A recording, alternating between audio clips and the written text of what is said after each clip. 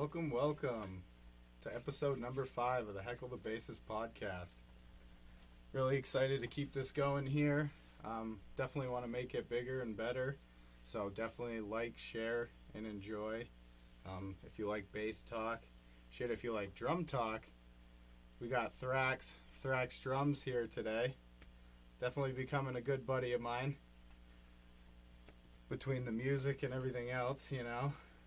Got to share the love, got to support the local artists.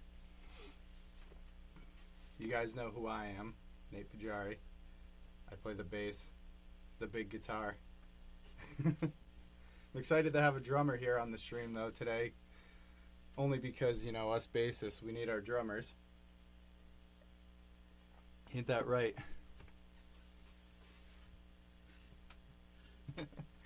Well, why don't you tell usually if you have a good rhythm section,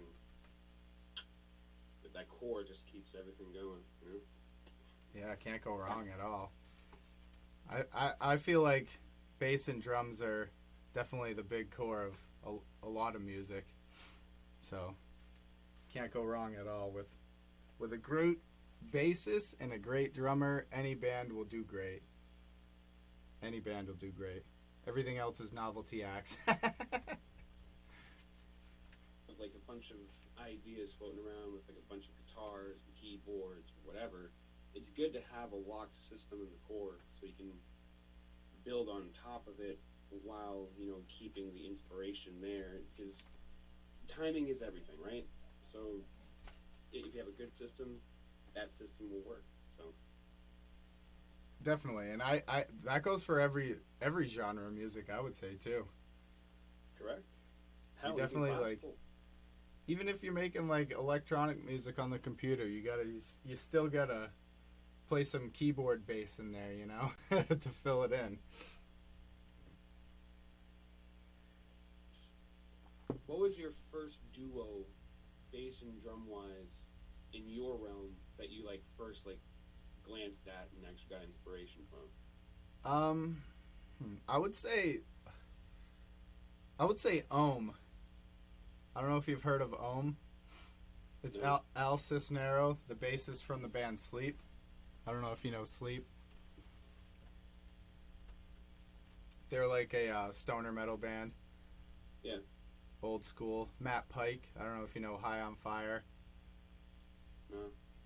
But he, the band Ohm is like, they're a 3-piece, but the third guy kind of like, he'll play a little bit of weird guitar, some keyboards, some percussion instruments, but it's mainly bass and drums, and it's very like drony, kind of Middle Eastern vibe, heavy stoner metal. But that was one of my favorite like first like drum and bass. That made me really like want to play bass a lot more too. It's just I love the heaviness of it, you know what I mean? I like loud squealy guitar, but I play bass because I love bass. Yeah, there's an obvious time and place for it. I mean, there's so many. I don't mean to cut you off. There's just so many thoughts go through my head when you ask me that question. Because even like bass extremes, Victor Wooten and Steve Bay, you know what I mean? Like they're crazy. That's 2 bassists playing with a drummer. I forget the drummer, but he's an amazing drummer. I'd have to look it up. It's slipping my mind right now, but Bass Extremes, that's good. I got that on CD. And they're touring right now, actually. But anyways, like, let's hear a little bit about you though, Thraxx. First of all, First of all, I'll join you. I got a little dab pen here. thank you for having me on here. This is a very great experience, very great think tank with you, because I've been wanting to talk with you like one-on-one anyway, and now everyone's going to see it, so it doesn't matter. Two, also thank you for taking your time out of your day to want to talk about music, like what's going on in my head. So, first and foremost, it's been a long journey. So this isn't like a short term thing. This wasn't like, oh, I just started playing drums. So, I I'm just glad to be able to be part of a community with people that like what I do, like yourself, and want to continue creating and making stuff. So Yeah. So how long have you been playing drums? Actually, I know you've told me, but I'm not sure I remember. see, I've been playing for a better part of like 15 years, 15 going on 16 years, but professionally, like playing out, I think about seven of those years, and in that short amount of time, I've done my own fair share of accolades as well as playing in front of no one. So like I have those awesome polarities of playing in front of one person or playing in front of a packed house, but I try to keep myself open as possible with different type of figmentations and ideas that just keep popping out of my head. So like the past, out of those 7 years, the past 4 years have been crazy, all over the place with a lot of good people, good connections, and just having a lot of fun with it while continuing with my career. No, that's awesome. I mean, I'm super excited to be a part of Dank Sinatra and be able to be the bassist, you know, back everything up. And you're just to me, you're an amazing drummer, because you're one of the first drummers that I've played with that, like, I don't even have to look at. I just know you're going to hold that backbone there. And as long as I'm grooving locked in with you, we got the train rolling, you know.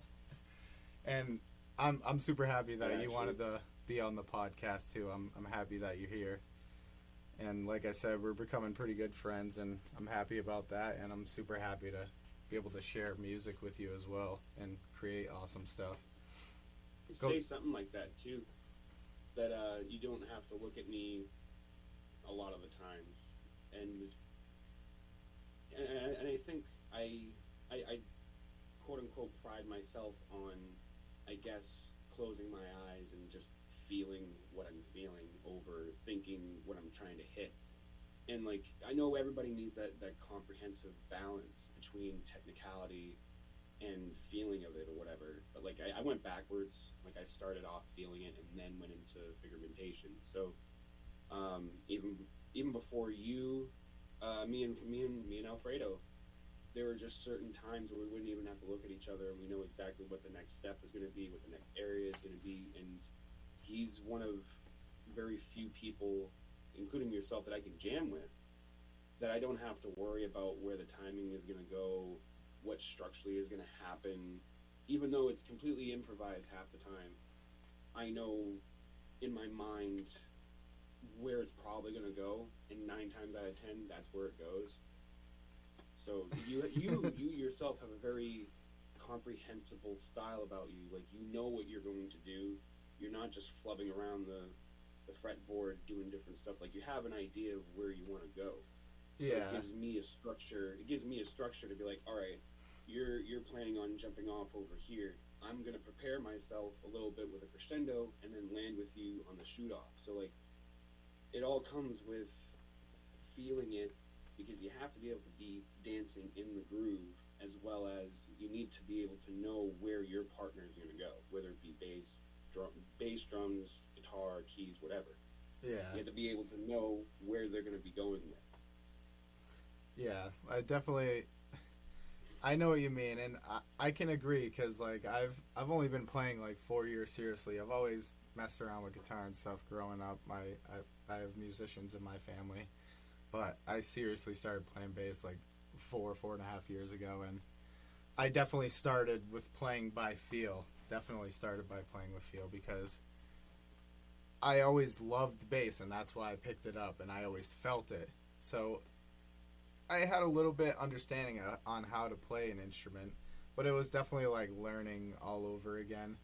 And I definitely learned how to feel and groove, and you know, lately I've been just working on time and everything. But like you said, we all just, like, shout out Fredo too. We all just have such a good feel that we get the vibe going in the room, and we all just we all know we need to go in a different direction, so we take it that way. And like all of us, I feel we think like like you were saying, like I'm not just like noodling around. Like when I'm thinking of going somewhere, I try to put purpose to it, and I feel like we all do that. So it all lands, we all land on our feet, you know. So it's definitely and that's great. the backbone of it too, because you want to create, right? You want to free form. You don't want to like stick in a box. You know, you find out the rudiment of it, and you're like, okay, can I do a hammer on right before it, or can I do something right after it? But like the same thing with drums, where I get bored, so I have to force myself to just stick with a pattern and just stick with it, because if I don't, my body would be like, all right, well, what about this, or what about this? So there's a certain comprehensive pullback discipline, and I think at this point, at least you and me know in our own respective careers how to, but we're learning how to, if that makes any sense. We know how to, but we're learning in the moment how to not go just fucking. Because that's what I wanted to do with bass. Like, that's what I wanted to do with bass. I'm like, oh man, that means I can just do. That's why like I respect drummers so much too, because like on the bass, people, I feel like if they hear a bassist doing a little bit too much, they're like, you know what I mean? They want to know that groove is there. So it's like being a bassist, I feel, can definitely relate to a drummer somewhat, because you want to keep that groove and you want to keep it tight, but you also want to put your flair on it. So it's like you got to know when to put your touch on it, and but bring it back and keep it tight, you know? And that's why I think you're such a great drummer, because you could sit there and hold that beat, and it's like it doesn't get boring, you know what I mean? You know how to hold the beat when you have to, and then you do. I know you feel the tendencies, so then you do something to make it yours, but you bring it right back, and you just keep it tight and the same, and that's a big deal, you know what I mean? And I feel like it's hard for a lot of players to sit there and play the same thing and not have people want to walk away, you know what I mean? It's about groove and time, you know? You can have... When I started playing the bass, the idea for me at first was like, all right, I'm just gonna keep the groove, and I'm not gonna do anything else. But then, because of the certain genre I was playing in, I'm like, all right, well, I feel comfortable doing this. Maybe I can do a little bit extra, but it was mostly to do with my strumming hand more than my fret hand, and I was comfortable with it. I'm like, all right, cool. It was more about slamming the theatrics of it more than showing off. And again, I learned that with drumming too, that I didn't want to show off too much, but that's how it started. Yeah. So when I started drums, doing open mic night stuff, I was doing backline for Johnny Friday up here for like 3-4 years straight, and I learned not to fill in every measure, because I thought it was cool to do so. Like, all right, I got the groove, time for a quick fill in. Another groove, time for a quick fill in. Wherever there was a pocket, I would fill it with nothing but fill ins. Now, I look back on it now, I'm like, wow, ooh, it's cringy to me. It's cringy to me. I'm like, ooh, because... Good. I get that, because like I was the same way. It's like you learn how to do it, and then it's like that's all you want to do. It sounds great when you're doing it, and then you listen back and you're like, it's too much. So like definitely holding the pocket, and then throwing the fill in here and there, it definitely makes it more rewarding, you know what I mean? Especially like to people's reactions too. They're like, "Oh yeah." You know what I mean? That's what they're waiting for. You know? But if you're doing it every other... I like now? I like grooves. Like a nice saucy groove that has like a couple of insinuations here and there, but still keeps the same groove. Like, that's what I look for now. Like, me personally, I don't care too much about fill-ins, because I have such a crazy mind that I do weird stuff anyway.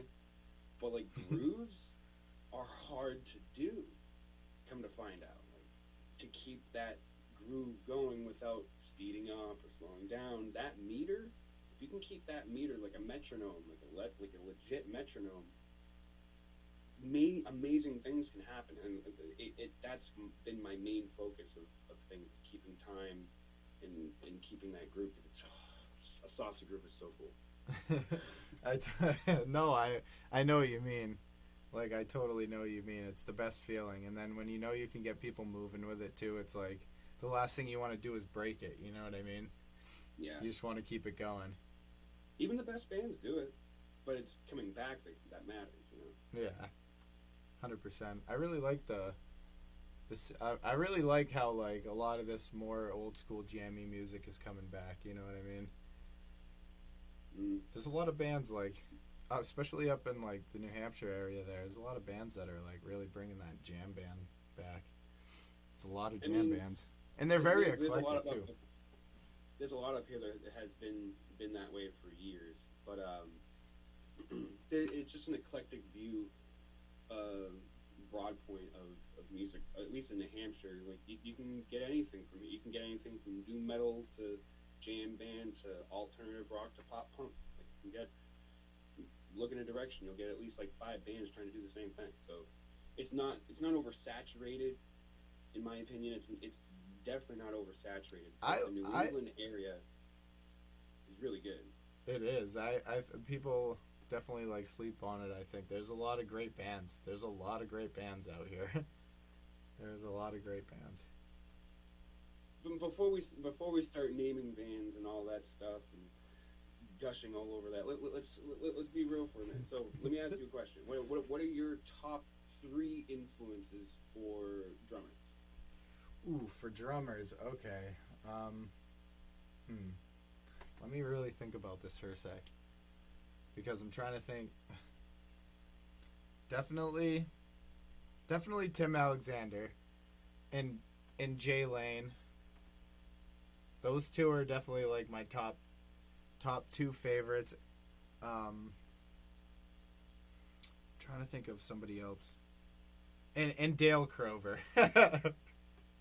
Like, lately, those 3 are, like, just, like, I love the way what they bring to the music. You know what I mean? They're, like, drummers that the beats that they hold are crazy, and their, like, dynamics is what get me. You know what I mean? Like, especially Dale, like, especially Dale. Yeah, I've been on such, like, a Melvin's kick lately. But Dale, he just, like, he knows how to bring his own swing to fucking every song, and it's like he can play this offbeat weirdness, like, and just he brings it right back, and it's like it's like you think to yourself, that was so weird, but it sounded so cool. It's just like, and he uses, like, the noises he uses is just like, he uses totally different sounds than most people. He's very original. And same goes for Tim and Jay Lane. They're the same way. They're more traditional drum set players, I would say, but... What bands are they out of? Tim Alexander, Primus. And Jay Lane... It didn't sound familiar, that's why. Yeah, Herb, the ginseng drummer. Herb. I didn't know that was his real name, to be honest. Yeah, Tim Alexander. But Jay Lane was actually the original Primus drummer, the original lineup. Yeah, I remember he got replaced. Well, he didn't get replaced. I don't know. I think he had he was having a kid, so he had to, like, quit, because the original Primus lineup was Todd Huth, Les Claypool, and Jay Lane. And then Todd and Jay left, and then the demo tape was freaking they were called Primus, and the demo tape was called Sausage. And then whatever, Jay, I think, had the kid. It was either Jay or Todd was having a kid, so they had to, like, leave the band. They left the band broke up. And then Les Claypool was in Blind Illusion before that band with Larry, the guitarist. And I don't know if Tim was the drummer, but they were all friends, and then they reformed Primus, and that's the Primus lineup you know today. And they put out freaking like the Suck on This fucking and shit like that, the early stuff, and then the Frizzle Fry. Yeah, I had Frizzle Fry. I have that on CD. But they put that out, and then years later, like 99 to around 99 or 2000, I think, Jay Lane, Les Claypool, and Todd Huth got back together and revamped all the old songs they used to play and recorded Riddles Are Abound Tonight, that Sausage record. So they called themselves Sausage when they got all back together and revamped all their old songs. That's one of my favorite records of all time. Sausage, Riddles Are Abound Tonight. It's fucking dope. There's I like the Charlie and the Chocolate Factory rendition. Had that album. That was fucking amazing. Yeah, that was a great album. I love All Primus. They just dropped that single. Conspiranoia. I always get it twisted up. Conspiranoia. They're about to drop the 3-song EP. Yeah, I dug the song. It was pretty dope. It was exactly what I thought it was going to be. Oh yeah, definitely. I was definitely like, I knew I was gonna hear that new Les Claypool bass. Like how? Like even Pink Floyd is coming back together. I know. Did you see that freaking? That's crazy. That hey, whatever it is. I forget. I listened to it 2 days ago. And also, I'm gonna show my '90s era of myself. That Head PE. Yeah, we were talking. Head PE just dropped a single, right? They're revamping their song Bartender with DJ Lethal from Limp Bizkit. Oh my god. And it sounds nasty, dude. Not gonna lie. Wow. It sounds nasty. I didn't know if you knew, but like, yeah. No, I didn't know. I never really got into Head PE, but that's dude, a little. Head PE crushes it live. Head PE is sick live. They're one of those bands. That's good. Place went wild, dude. Wild. The whole entire area was a pit. It was just. It's in my top 5. It's in my top 5. That's hilarious. Oh man, 90s. I was born in the 90s, for Christ's sake. Yeah. I'm the young one in the band now. Shout out Dank Sinatra. I was the young one. Now you are. Yeah. Whatever. It's not bad being a 33-year-old where I'm at. You know, just been doing it half my life. I still think I'm like 20-something. You know. Well, it's good, you know. Making music makes you feel young, you know. But then you realize you have kids, and it's like, oh. Yep. They always come Hence first. the dad vibe going on. You know, I'm digging it. So it's definitely something I don't mind it. I know I think it's funny. It's awesome. Like that's what Limp Bizkit does. Okay, like this is gonna be like a minor point. That like that's what their music is about. It's making fun of the genre itself and making fun of every aspect you can, because why not make a joke about it? You know, so like with the dad vibe with what we're doing, like it's obvious that you should do that, and it's awesome the way we do it. Like I dig it. I know it is awesome. I love that shit. I love it. It's such a great tune. I showed people the clip of it, and freaking, it's awesome. They're UFOs.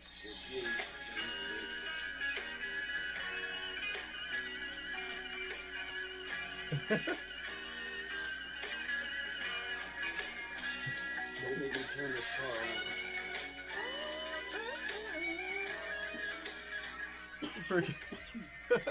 Don't make me turn this car around. Damn it, boy! Don't you dare touch that thermostat. What do you mean we're out of gas? Cold, not a sweater. Why are you sitting inside, boy? It's 70 degrees out. Don't touch my thermostat. I thought I told you. There we are. The lawnmower. Oh my god.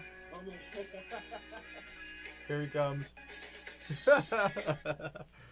Oh, that's great. Sorry, I had to bust that out, you know. That kills me. That lawnmower. Dank Sinatra. Cruising by. I told you kids to stop playing in the house. Quit running in the I told house. you to stop running. Stop throwing balls in the house.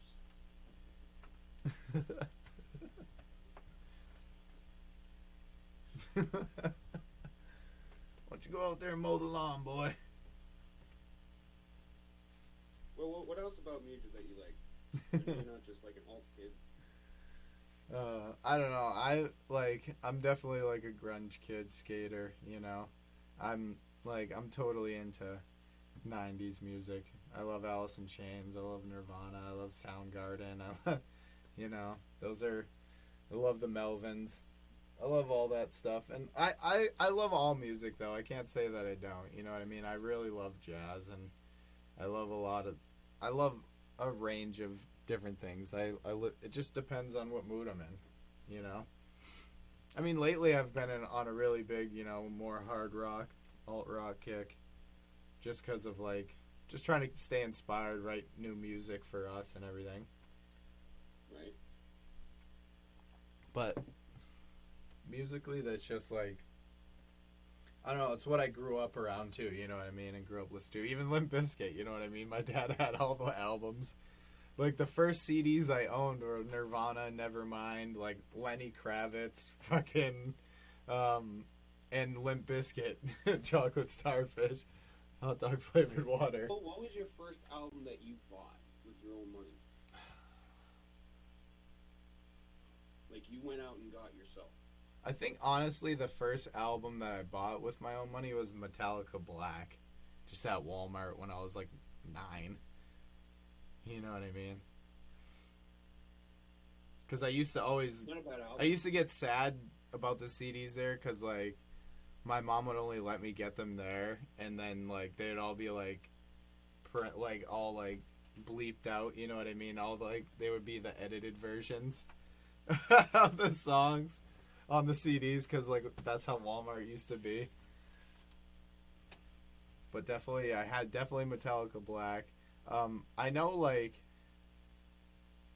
I don't know, like, where the Nirvana CD came from, but I think I got that as a gift. I think I got that as a gift. Because I really liked, like, when it came on the radio, you know what I mean? And I think my mom or something bought me that CD. Yeah. That album was huge. It was. Like, remembering back then, like, if I can remember back in 92, what I was listening to, what comprehended to me, I was seeing Pearl Jam's Jeremy. I remember when that was world premiered on MTV, but that was circulating a lot, and what was it? I think there were like 2 songs from, I mean, Smells Like Teen Spirit, obviously, but there was another one off that album too that was circulating a lot, and that's all you saw for like the whole 2 years, from 93 to like 94, were just like those 2 videos just played through back to back to back to back to back. It was stupid. Stupid good, but just like a lot of information. Like the year prior, in 91, that's all you saw was Enter Sandman. Like, yeah. Enter Sandman was just like every time, all over the place, every time. Oh. You know what used to scare the shit out of me? That Mack truck scene where that kid's like running away and it hits his bed and the bed shatters and he's running away. Yeah. Truck. Yeah, dude, I totally remember that. I remember seeing that when I was young, just on TV. I remember like Beavis and Butthead when I was really young, and, Yep. and like Dog seeing them baseball, man. reviewing the music videos. This shit is so funny. Television, too. Television. Yeah, it was a segment in MTV, and Beavis and Butthead were part of it, and that's when they were starting to review music videos and ish. So it made, I mean, because of Mike Judge, that's how you have King of the Hill now, because of Beavis and Butthead. Yep. No, seriously. I seen a video about that, how he got Boomhauer's voice. Somebody, did you see that? How he came up, like, he was, I forget the dude's name, but he was doing, like, the Beavis and Butthead voices. And, somebody called, like, the station or whatever and left a voicemail, and it was, like, some, like, wicked southern guy, and he's like, oh, no, Beavis and Butthead, I don't take it all. And, like, he used that voicemail to, like, he copied that voicemail voice as, like, Boomhauer's, like, his impression of that voicemail he used as Boomhauer's voice for King of the Hill. Because somebody called the station about Beavis and Butthead and, like, some southern dude and was, like, rambling on, like, on the voicemail, and he was like, that they were just dying and thought it was hilarious, so, like, that's where he got the idea for Boomhauer's voice.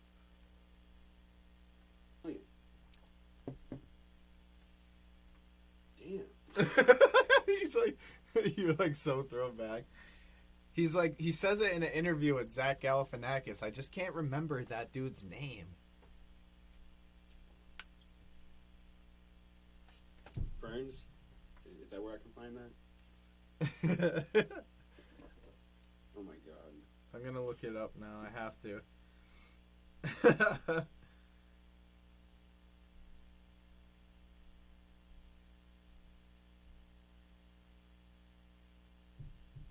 Mike Judge. Creator, yeah, Mike Judge. I thought you were talking about somebody else. Yeah, Mike Judge. No, yeah, Mike Judge. He's like, he did the voice of Beavis and Butthead. He also did. He was the creator of Silicon Valley. It was a recent show that happened a few years ago. Yeah, no, I remember that. But he he's the one who he got that idea of Boomhauer's voice off the voicemail that somebody left about Beavis and Butthead, some southern dude. He's like, oh, come pound trading paint. You go figure it's about Texas, so it's like, makes sense. We're driving race cars and we don't want to drive trading paint. You know, dang out, fucking, dang out, you know what I mean? The biggest hazard ever. Oh, man. Anyways, back to the tunage, freaking. I'm super excited about all the music that we're coming up with. Yeah, yeah. I'm super excited about all the music that we're coming up with, though, in Dank here, man. It's like a lot of my ideas that I've had for a while are like blooming into like these fucking awesome tunes that we're making, and I just feel like we're coming up with so much stuff, even like when we're not together. It's like we have ideas flowing. It's crazy. And I just love it how much we've come up with just in the past few months, and like I'm super excited for us to like record. Definitely record. It's going to be a completely different experience. I know. The recording process is so wild, you know. It's different every time too. And I've never had the chance to really like record, like really go in a studio.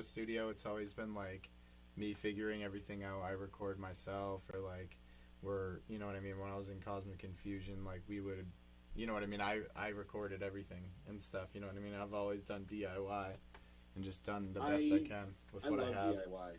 Like, I love it too. Really I know how to make a good sound with DIY, you know what I mean. I can record pretty damn good, and I just I'm excited to be able to just go into a studio though and just focus on the playing, you know what I mean. Like, I'm excited to do that and do that with you guys, you know what I mean, where we all go in and we're focused on really just the playing and laying the tracks down. Somebody's there engineering for us, you know what I mean. Like, of course I would love, like, I want to record, like, I eventually want us to like record our own stuff, like at whatever, you know what I mean, your buddies or whatever, like we get our own stuff, do some in-house stuff. But I'm definitely excited to like get in the studio with you guys in the future.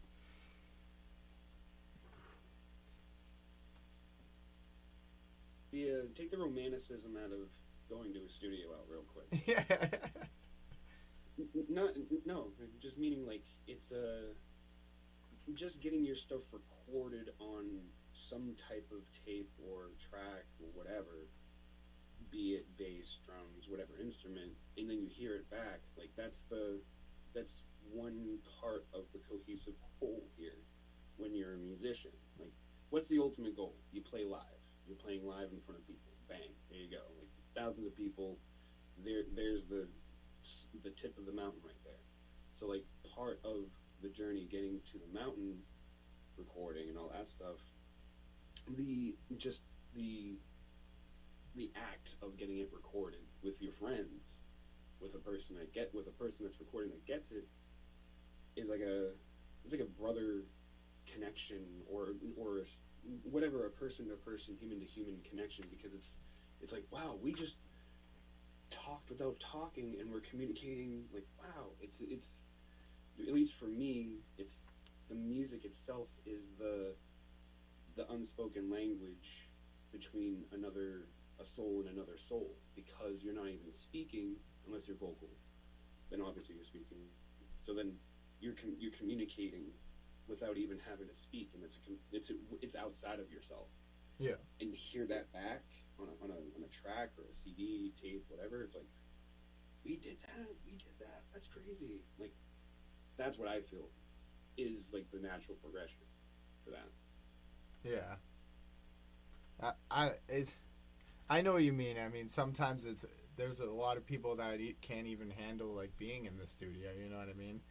But I'm excited to be able to like lay stuff down, and I want to know what it's really like. You know what I mean? So like I can't really say that like I am excited to do it, but at the same time I'm a little nervous too, because I want to make sure I can put out my best. You know what I mean?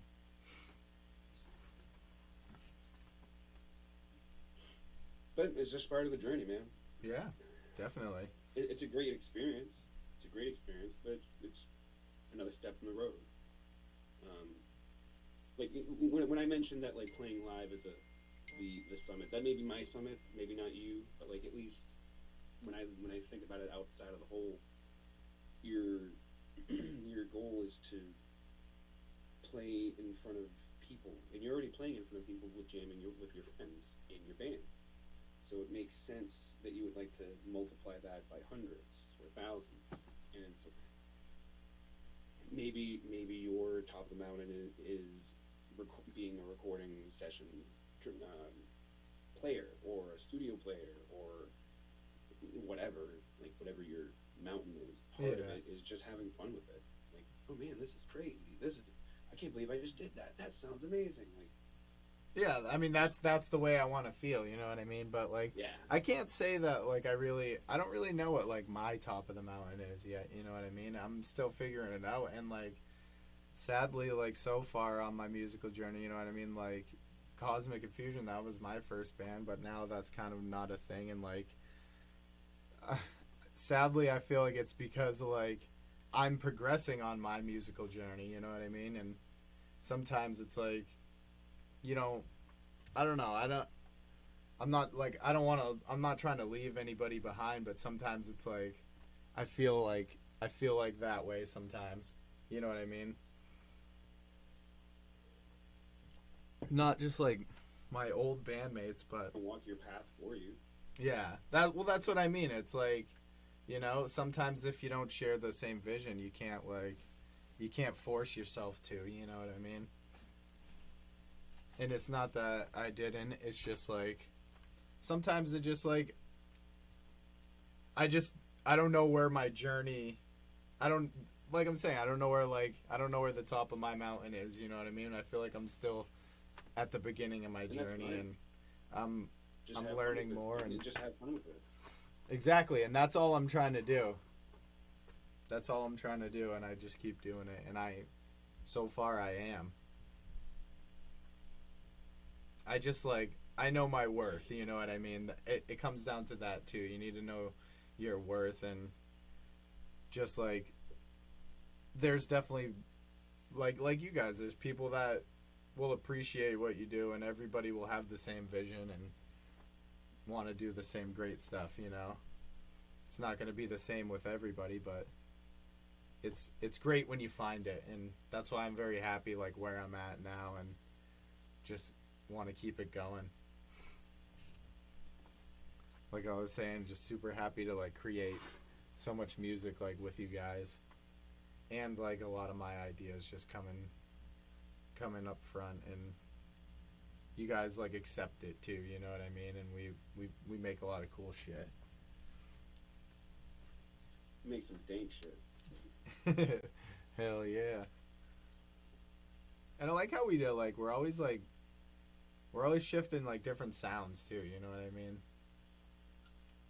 Like we have to like, yeah, all of our songs have quite different sounds, you know?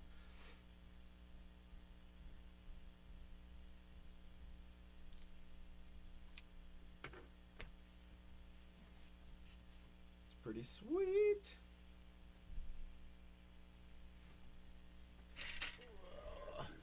that stuff. So what other questions and concerns? I don't know, man. Causes, questions, or concerns? Questions and concerns. I was gonna plug in my bass earlier, but I totally forgot to. I was really working on that While you do that, I can actually take a piss break. idea, yeah. Because again, we can just chop this up.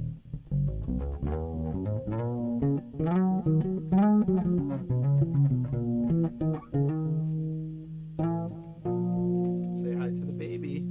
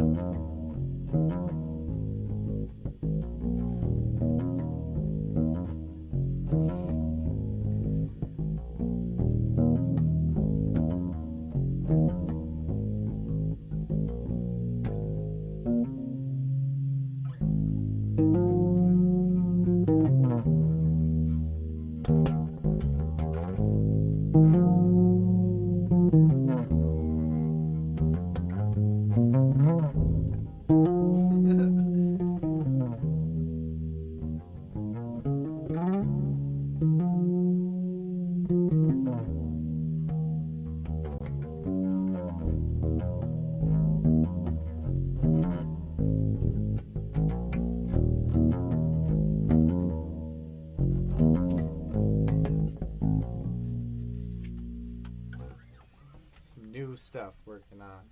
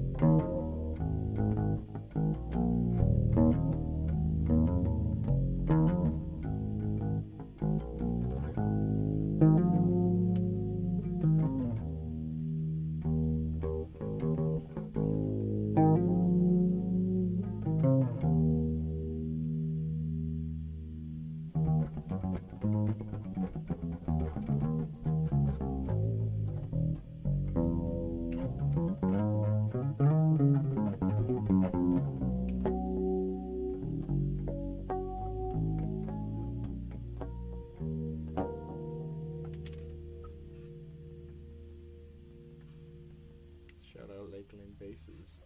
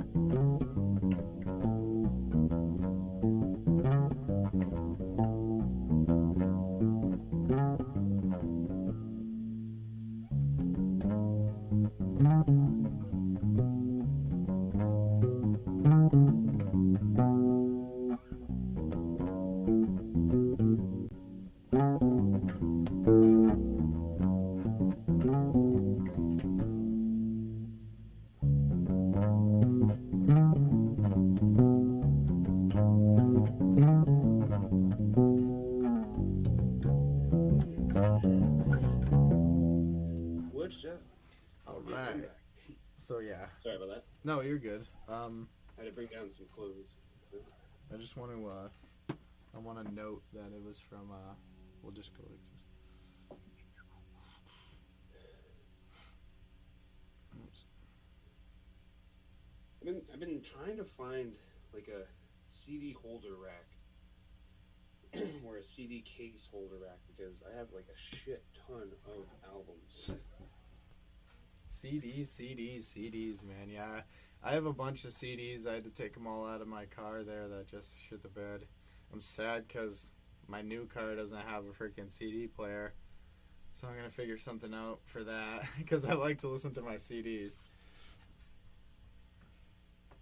Yeah, I was just noodling around there for a minute.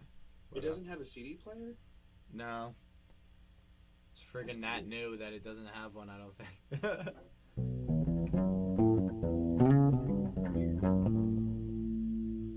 Yeah, all the new cars, man, they just have like Bluetooth freaking.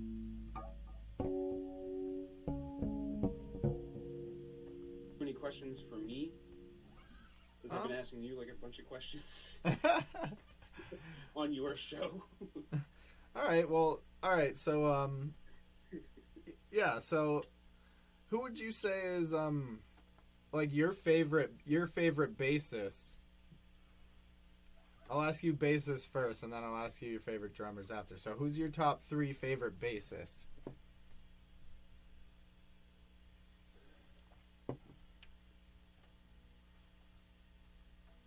One would be Cliff Burton. Ooh, okay. I like that. I'll just run through them because I'll give. Yeah, it can be more than 3. Just rattle them off. Like Cliff Burton.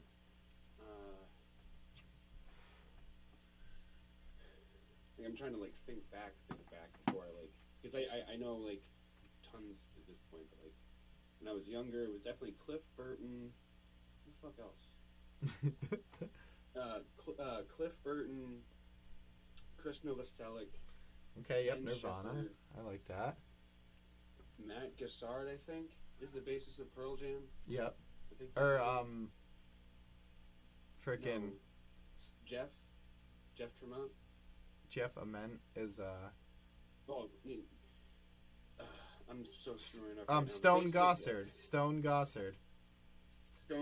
I just went through like 3 of their freaking people. Like Yeah, I was gonna say Jeff Ament's in the band, but no, Jeff Ament is amazing person.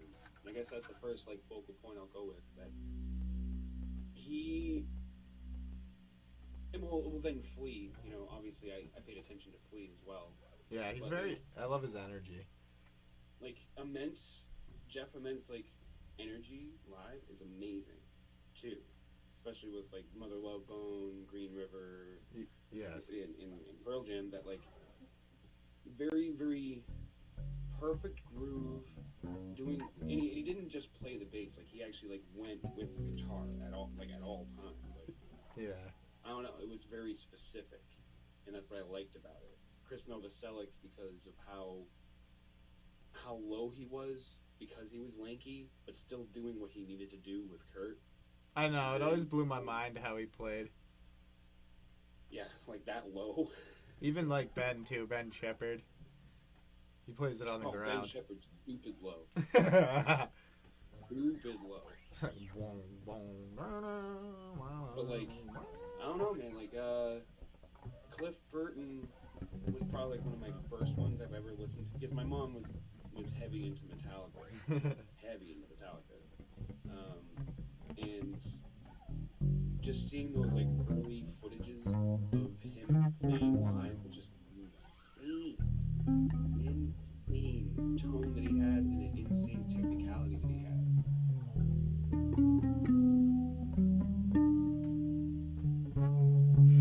Amnesia Pulling Teeth is like a symphonic metal tribute.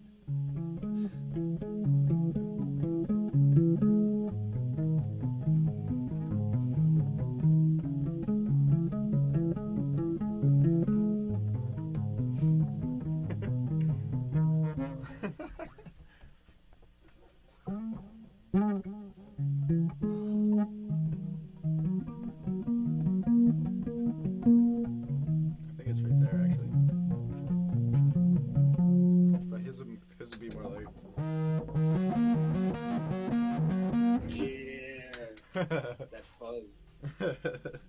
I'm on like a. But like when he would play though, and you see him playing with his fingers, it sounded like a guitar.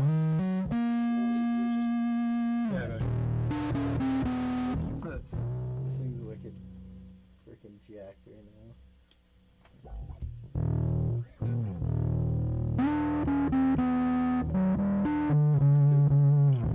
He'd be like.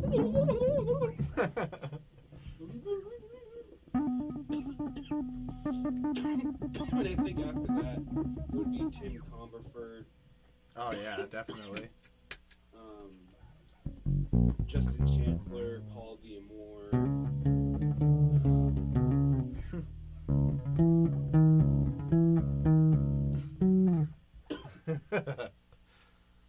But yeah, then that would be like my offhand. Those are the bassists that I would like think of in my head.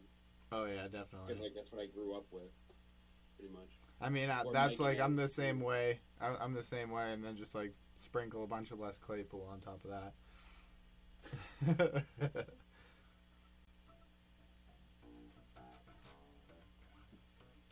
Can't believe he actually auditioned for Metallica too.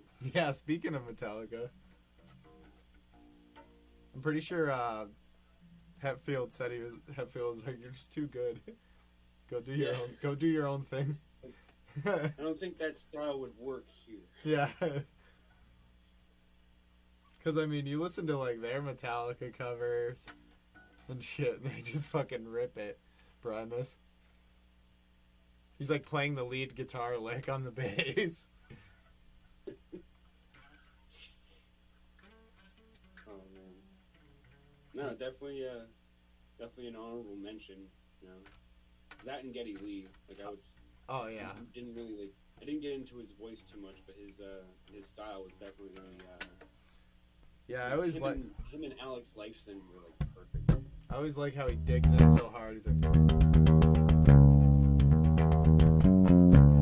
just plays super fast and digs right in.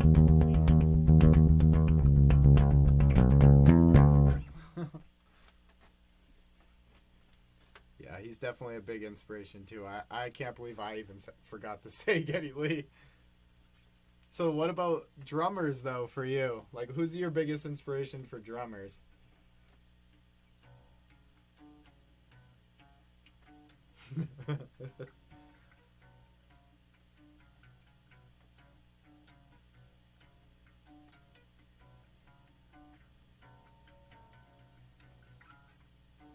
The first one that comes to mind is David Grohl.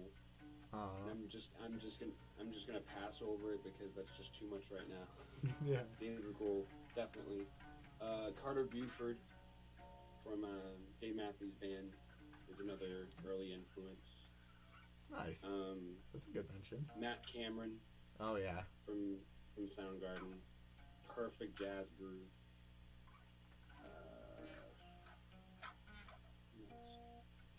John Bonham. Enough said. Yeah. Yeah. Enough said. Keith Moon. He's my spirit animal. Keith Moon is definitely my spirit animal. My spirit human. Spirit human. Yeah, that dude was just crazy. That dude was flat out just nuts.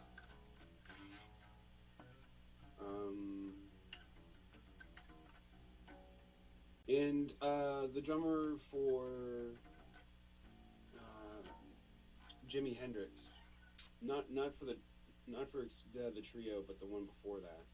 I forgot his name. I know who you're talking about, and I forgot his name too, but he was nuts. The really fast drummer, you know? Yeah. Speaking of fast drummers, like, definitely, freaking another good rhythm section that I absolutely love, like classic, I would say is like Cream, Jack Bruce, and Ginger Baker. Yep. Ginger Baker was definitely a very, very unique drummer. Yeah, for back then, he definitely had a different thinking pattern that not many people were into. Very progressive style, and I would say, like, Nick Mason of, like, Pink Floyd kind of reminds me of that, like, the way he plays his toms. Yeah. Makes me wonder if, like, that's where he got, like, inspiration, because that was slightly, like... Well, no, that was kind of around the same time-ish. Or Mickey Hart. Yep. From Grateful Dead. Yep. I mean...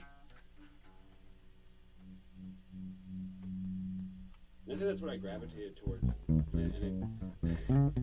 it was, I guess, my rebellion area showing when I was younger, you know, and then thinking more offhand, you have Vinnie Paul from Pantera, very influential, Joey Jordison, honorable mention, because he was very influential in my startup. Oh yeah, definitely, especially back in the earlier days. Yeah. Growing up in Slipknot, that area, but like, yeah. Slipknot was definitely my favorite in middle school.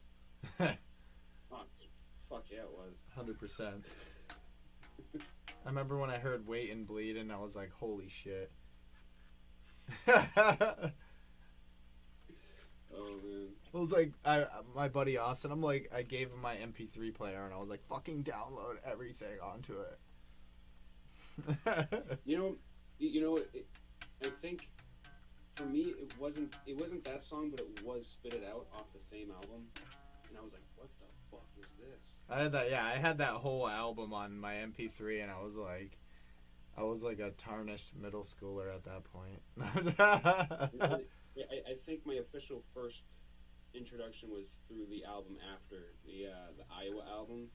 Yeah. Like, this is just insane. Iowa was like fucking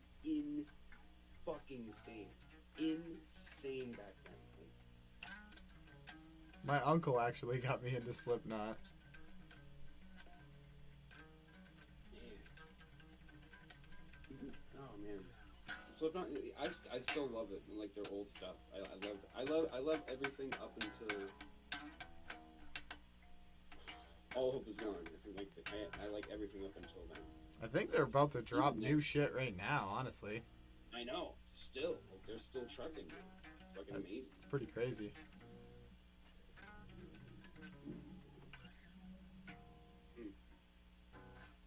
That's another thing. Like, I like Disturbed too. Like, Disturbed, Linkin Park, Limp Bizkit. What else? Devil Driver, Cold Chamber, Fear Factory. Fear Factory. Yeah. Have you ever heard of Fear Factory? No, yeah, I have. I like Fear Factory.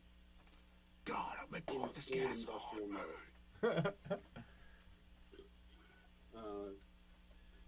What else? There's like so many. I know. Old Godsmack's good. Old Godsmack is good. Yeah, I can agree with that. The old Godsmack. Old Godsmack is good.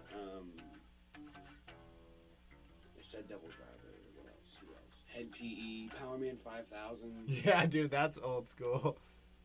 Wasn't Powerman? Isn't Powerman 5000 like Rob Zombie's brother or some shit? No, that's Edema. I thought that was Edema or something. Or I think the guy from Edema is his like half brother, and I think this. Yeah, you can. Yeah, please. It's You see, I'm looking it up. Yeah, do that.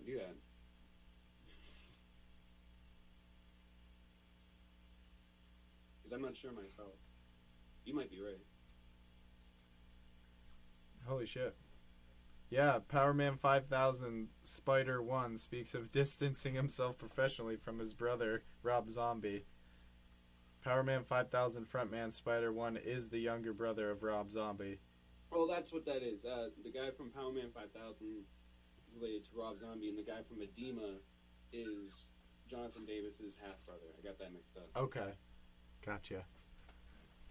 Yeah, so I get it just says that they like both tried not to put it out there publicly for some reason. Yeah, like why the fuck does that matter? Because one's probably trying to be bigger than the other. But we all know that freaking. See Rob Zombie in Powerman 5000. Oh, what it's like when worlds collide. Oh, you ready to go? Yeah. Let's play some Tony Hawk, baby, baby. No. That's all that I think of.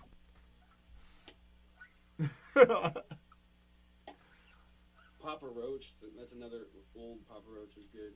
And then, I'm just naming different bands that I know from that era. Mudvayne came out in that era. Oh yeah, they rip. That bassist is also sick too. Ryan Martini. Yeah, I've talked about him on one of my past podcasts. He's nuts. He's got his new project he's doing, Soften the Glare. They're friggin' nuts. Like you know, Consider the Source, obviously. Yep. They're kind of like Consider the Source. Okay. Yeah, you have to check them out. Soften the Glare. They're a little bit hey more. There, fellow youth.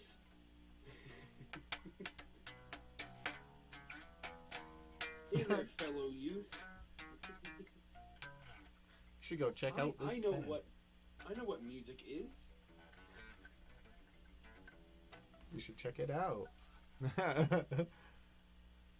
Hey there, fellow youth. Now you got me going. Is that new metal you guys are talking about? Is that new metal? Gotta love some Wes Borland. Oh man. I like him, man, for a guitarist. He's got such a unique style. It fits well. Okay, so there's another duo. With Wes Borland, you have Sam and John Otto. Like they work like perfectly together with their sound.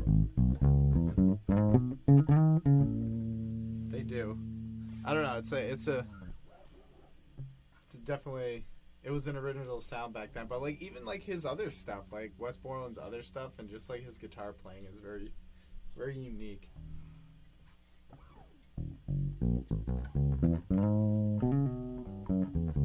So I do have to get going soon. So let's try to do. Yeah, we can wrap it up here. Do, like, we're coming up. We're a little bit over an hour. What do you want to do for the last 10 minutes? Let's do something for the last 10 minutes for an out. I don't know. It's up to you. What would you want to? Well, I don't know. This is the game show portion. Lightning round. All right. Well. All right. So yeah, you can just like cut back this last minute, which I'm noting the things that you can cut here. So. Wait, well, then do your outro. Just do your outro then. Well, for a minute. Let's talk about our endorsements for a minute here. and then we'll wrap it up.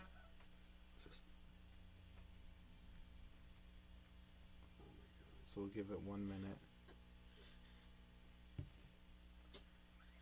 Well, I technically don't have an endorsement. Like, I'm endorsing these guys. Well, yeah. That's what I mean. I'm just gonna. Is the same thing that what you're doing? Pretty much, like, you know what I mean. I'm just kind of like a artist, content creator for them, you know. Yeah, like they don't give you free stuff; they give you like discounted stuff, right? Yeah, exactly. Like we're like, and they'll push your social media. Yeah, like we're endorsed, but we're like not like fully endorsed. Yeah, it's the same thing with me. All right, so I'm gonna start in 10 seconds. All right, well, I guess we'll wrap up the podcast here for this episode 5. It was definitely great having you on, Thraxx. It was a lot of chit chat about a lot of funny stuff, a lot of great music, and great players, great bands. Super happy to have you on here. I'm gonna go ahead and shout out DNA Amps, Lakeland Basses, woo, Lakeland Basses and Guitars, flatguitar.com, and my beautiful Grundorf case that protects it all. So shout out Grundorf Corp. You got anything else you want to say before we wrap it up here?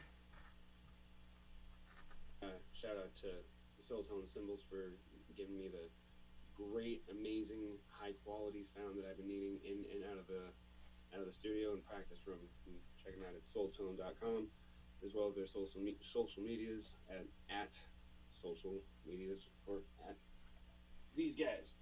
See. Soultone. Shout out Soultone. Definitely. Shout out all the companies, you know. I love it. I'm super happy to be a part of the companies and super happy to represent them, and, you know, with my musical journeys and going forward and just having the best gear to do it as well. So shout out to them. Once again, I'm super happy to have you on the podcast, Thraxx. Definitely look out for the next episode. Always going to be working on more material, and I will add links for all the products and all the companies in the description here. So hope everybody has a good one. Definitely like, share, and enjoy. Hit the like button, smash, whatever. Cringe factor moment. No. Bye. All right. Don't worry, I can cut all this up. I can cut this all up to make it weird and stupid. Yeah, do it. All right, guys. Well, have a good night and see you on the next one. Peace.